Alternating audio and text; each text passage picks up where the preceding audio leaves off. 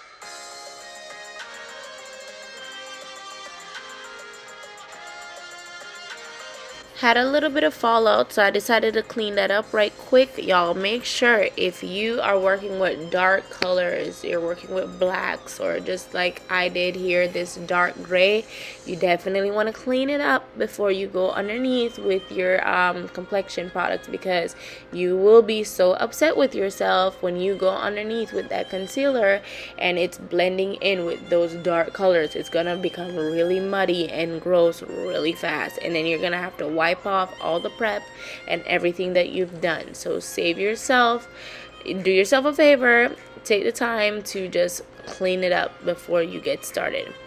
Now I decided to tone her face, just to get a nice even layer. This toner really adds like a glowy, healthy sheen to the face that I really love. Like, I use this on most of my clients. It's so gorgeous, but definitely on mature skin.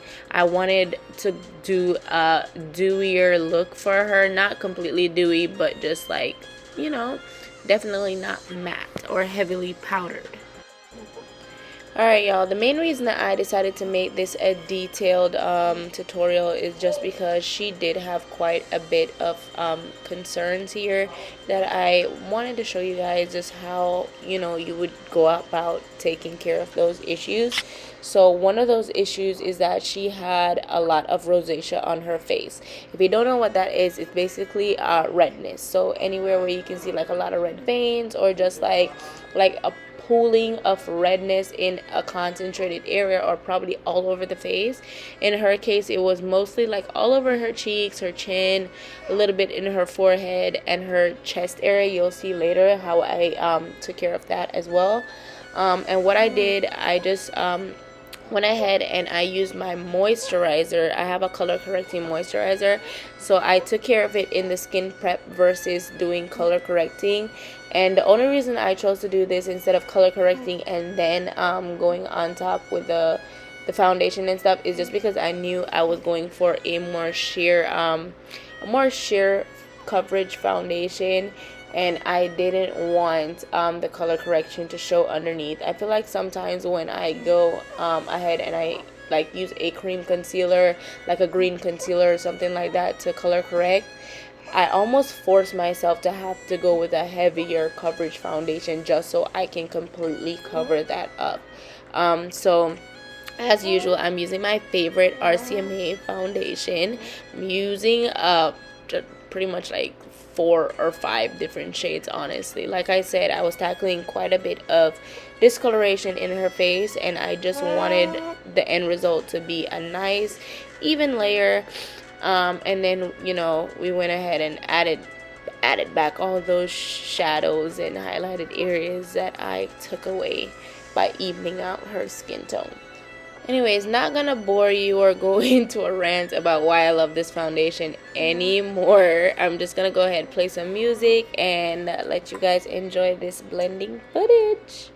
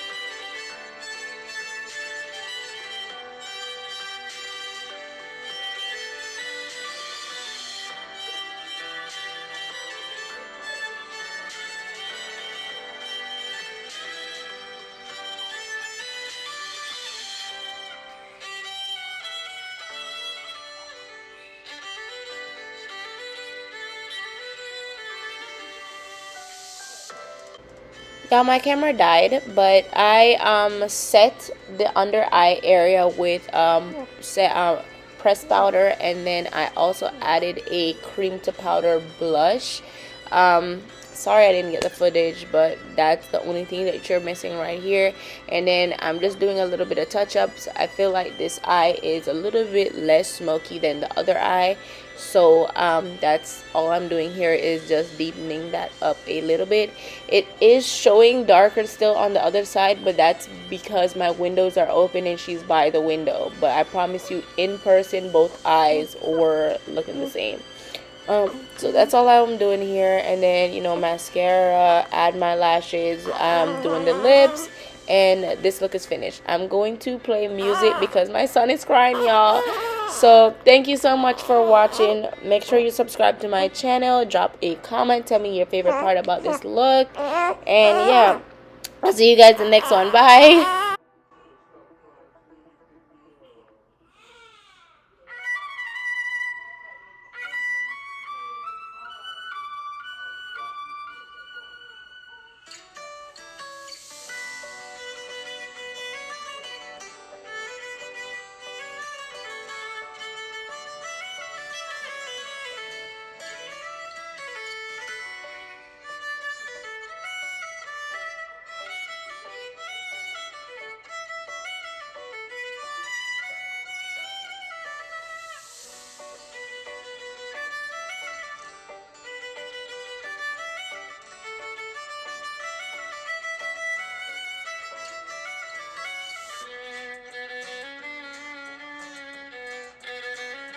To finish this look off, I went ahead, I sprayed it with finishing spray, and then I just used the same sponge I was already using throughout the application to just push all these products together. That gets rid of any powdery texture on the skin while still locking the makeup in place. It sets the makeup so it'll last a little bit longer, and it just helps all the products to not like have a start and end point. Like, it's just all very well blended together. It looks like skin. Like, you can see for yourself that it looks skin like.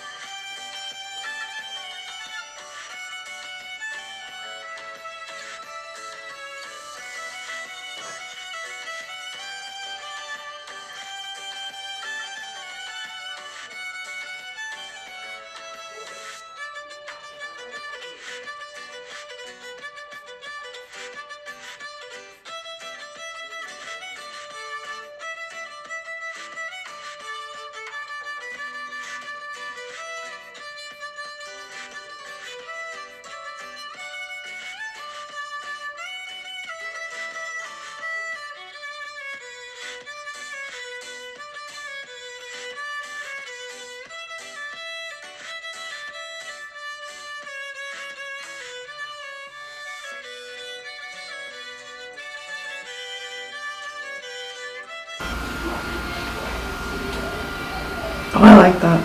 Like it? Mm-hmm. Do you want anything more? No, I think that will. Anything?